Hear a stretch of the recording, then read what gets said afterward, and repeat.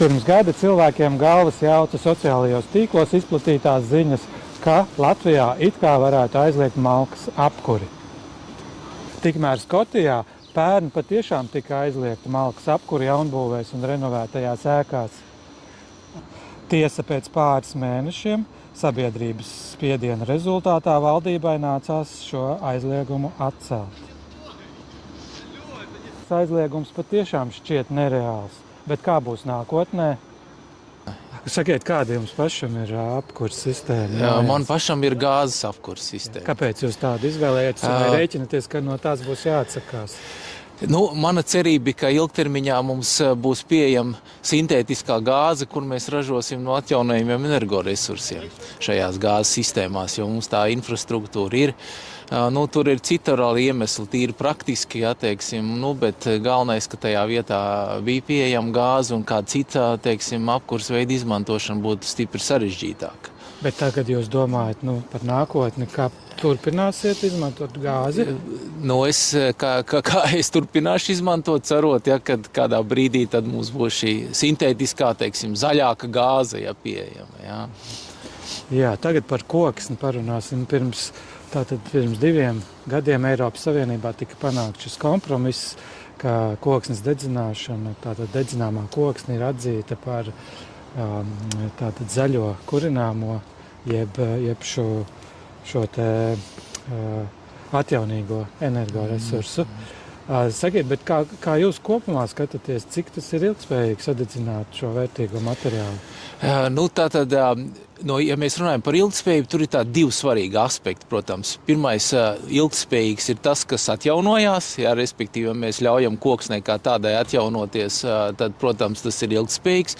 Bet skaidrs, ka mēs negribam izmantot augstvērtīgu koksni kurināšanai. Tātad mums ir tas saucamais kaskadēšanas princips jāizmanto, kad mēs vispirms izmantojam koksni maksimāli tur, kur ir augstāka pievienotā vērtība, ieskaitot arī dažādas, ķīmiskas vielas un materiālus, un tikai to, kas paliek pāri, ko pavisam mēs citur nevaram izmantot, mēs izmantojam enerģētikā. Bet es domāju, ka tāda atlikuma mums vienmēr būs. Mums vienmēr paliks kaut kas, ko mēs varam no biomasas izmantot arī siltuma ražošanai. Bet vai attīstoties dažādām tehnoloģijām, kā pārstrādāt koksni un ko no tās izdabūt ārā, tomēr nesamazināsies tie atlikumi?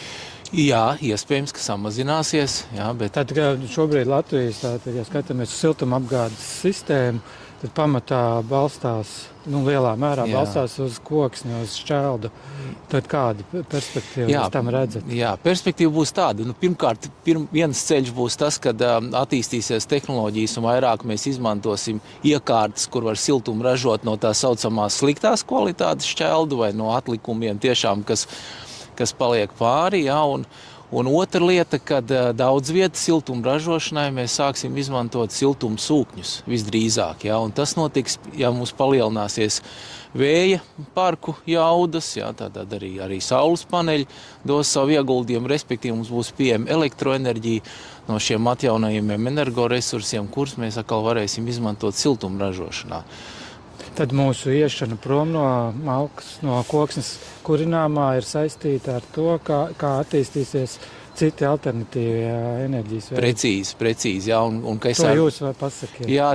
Tātad mūsu iešana prom no koksnes, tā varētu teikt, vai biomasas samazināšana apkurē būs saistīta ar to, kā attīstīsies vēja parka jaudas, kā attīstīsies saules paneļu jaudas un, protams, arī kas notiks ar ūdeņraža tehnoloģiju attīstību, kas mums ļaus iegūt faktiski arī sintētisku gāzi, kas ir iegūta no atjaunojumiem energoresursiem. Kā jūs prognozējat, kurā gadā tas varētu notikt? Es prognozēju, ka vēja parka attīstība notiks relatīvi strauji.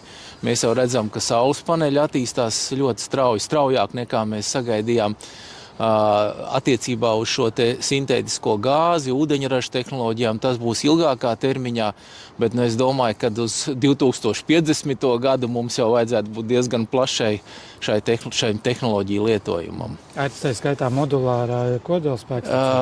Jā, attiecībā uz šo es neesmu liels optimists. Es teiktu tā, ka, ja mēs skatāmies... Pasakiet, lūdzu, pilnāk attiecībā uz kodolu. Jā, attiecībā uz kodola enerģijas es neesmu pārāk liels optimists tieši Latvijas kontekstā, es nedomāju, ka Latvijas enerģētikas, sauksim tā, portfelim būtu nepieciešama tieši kodola spēkstacija, ko mēs būvētu šeit uz vietas. Es domāju, ka mums jātīst ir vēja parki, kuru jaudas mums šobrīd ir mazākas nekā mēs varētu atļauties un gribētu.